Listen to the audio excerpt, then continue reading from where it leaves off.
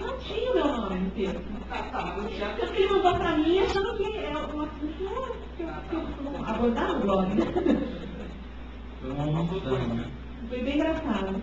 Tem uma outra questão também que é interessante de falar, que é, assim, está assolando de alguns meses para cá processos contra blogs.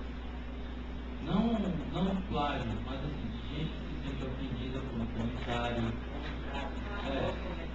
Comentários no blog e comentários no post. O cara escreveu o post e aí fala, olha, porque eu fui na empresa tal e os caras fizeram tal coisa.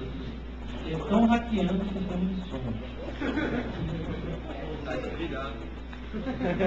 Não viu? Isso aí eu acho que também é uma parte das mais importantes que tem. Uma coisa que a gente precisa discutir mesmo aqui, todo mundo precisa saber o que está acontecendo, que é o seguinte, de novo, a gente está num mundo completamente diferente do mundo de antes, no qual, para você conseguir falar e ser ouvido por milhares de pessoas, você tinha que estar num jornal, ou tinha que estar numa revista, e esse jornal, essa revista, tinha os seus advogados, tinha que ter toda uma estrutura super cara para produzir, para garantir que as pessoas pudessem ter acesso àquilo.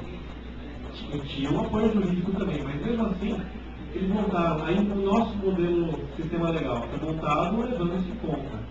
E agora que você tem um blogueirozinho, um carinha que está lá na casa dele, que pode atingir esse pessoal todo, eles, em grande parte, eles ainda têm a visão de que isso é exatamente a mesma coisa e que, portanto, você tem a mesma responsabilidade que um jornal tem, que o Estado de São Paulo tem pelo conteúdo. A diferença é que o Estado de São Paulo vai se safar com o que quer que eles façam.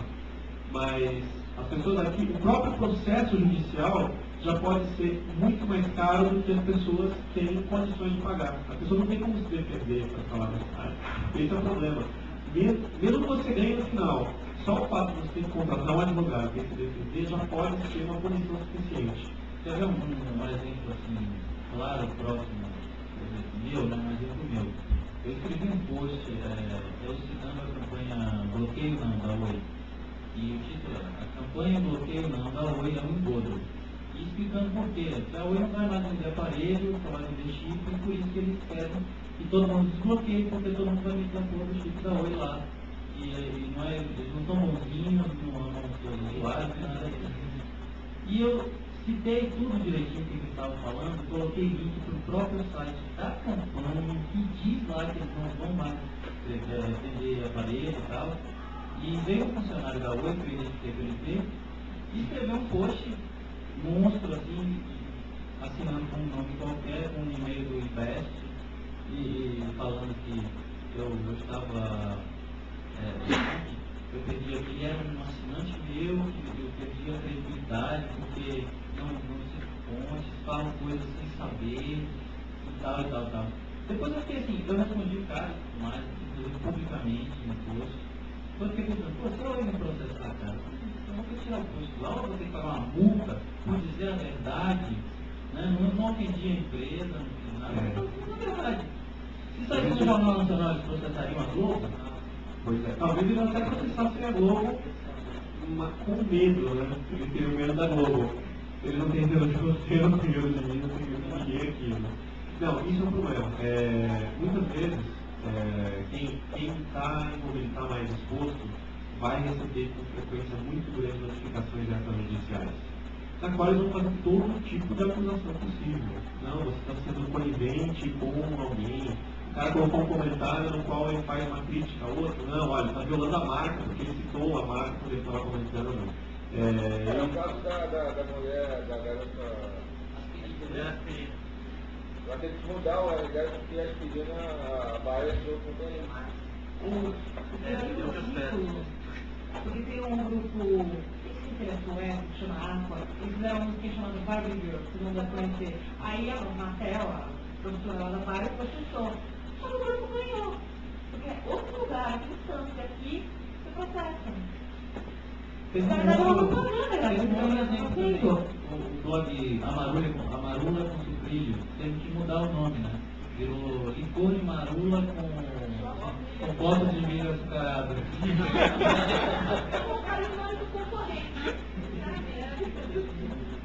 Pois é, e olha só, a gente tem um problema com marca, a gente tem também um certo problema com direitos autorais, às vezes o pessoal também, da mesma forma como plágio obviamente é um problema, às vezes você realmente cita, você parafraseia alguma coisa de outras pessoas porque você está comentando, você está falando, e eu já vi casos em que isso foi considerado um problema. E você tem também um outro problema. Você tem comentários, você tem interação. Eles consideram você responsável por seus comentários. Tem spammers.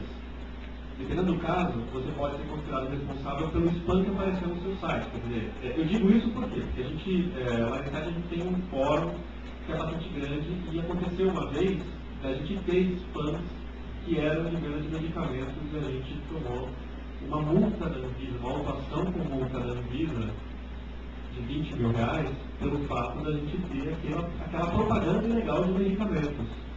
Quer dizer, a gente, no caso, a gente perdeu duas vezes, né? Tinha um spammer que entrou lá e conseguiu passar pelos filtros e colocar, e a gente ainda foi multado. Quer dizer, no final a gente entrou na justiça nesse caso e a gente ganhou esse caso, mas da mesma forma a gente podia não fazer. A gente ter perdido esse aí e ter pagado uma multa por ter sofrido com spam. Voltar àquela que você falou, tem que separar um caso desse, né? Se fosse lá não, né? Isso aí vai questão constitucional, né? De expressão, né? Não, é de expressão, né? Sei que a gente quiser comentar aqui mais na área dela, isso, né? Mas no meu ponto de vista, Então, assim como ele tem direito de falar, se expressar como ele quiser, o outro cara também tem. Então, é direito de resposta, né? Mas se ele se ofender pessoalmente, aí você pode ir contra a pessoa que fez passar pela lei. Mas ele foi como pessoa física, né? Não foi como da empresa, né? Agora, se você falou alguma coisa que prejudicou a imagem da Oi, aí eu acho que aí o direito de imagem da Oi, que ela ganha com isso, talvez ela poderia realmente ir contra você, porque maculasse a imagem, se ela mostrasse o que você falou, né? Mas aí entra naquela questão, talvez eles achem que você é uma proibida, que chega tanto. Não, mas o problema é o seguinte. Lá eu posso processar hoje, porque ela está fazendo essa campanha de bloqueio, não. Que é um engosto, está me enganando. Mas a lei, a nossa lei não protege muito você poder denunciar. é esse o detalhe. Se perder, aí prova, aí ingressa. Agora você teria que provar isso, daí. Eu teria que levar na justiça. Mas teria uma ação civil pública, denuncia mesmo, porque ferramentas tem, às vezes a gente não se liga, mas ferramentas nós temos, né?